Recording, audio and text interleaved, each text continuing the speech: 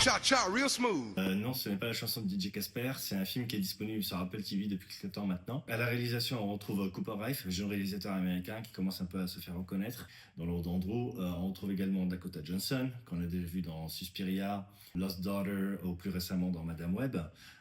Il y a également Leslie Mann et Carlos Castillo au casting. Donc pour le pitch, c'est très simple, ça se passe dans le New Jersey. Andrew, joué par Cooper Raiff, finit ses études. Il est un peu perdu, il sait pas trop quoi faire de sa vie. Il a une obsession, c'est d'aller à Barcelone pour rejoindre sa copine. Donc il prend un job dans un fast-food, mais il sait pas trop quoi faire. Qui un soir emmène son frère à une bar mitzvah et là il rencontre Domino, mère célibataire, jouée par Dakota Johnson, qui a amené sa fille à la même soirée.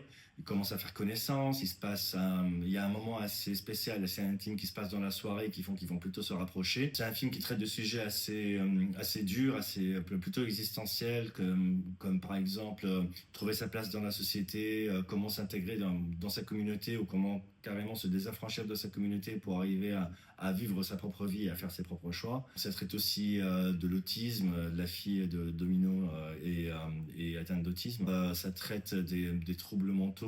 Leslie Mann, qui est aussi dans le film, joue le rôle de la mère d'Andrew.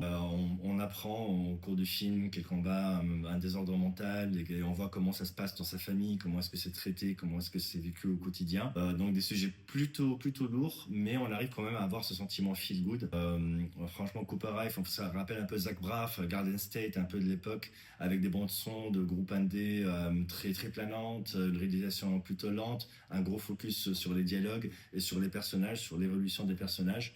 Donc très bonne réalisation, un réalisateur totalement à suivre. C'est vraiment feel good, mais assez poignant, assez émouvant.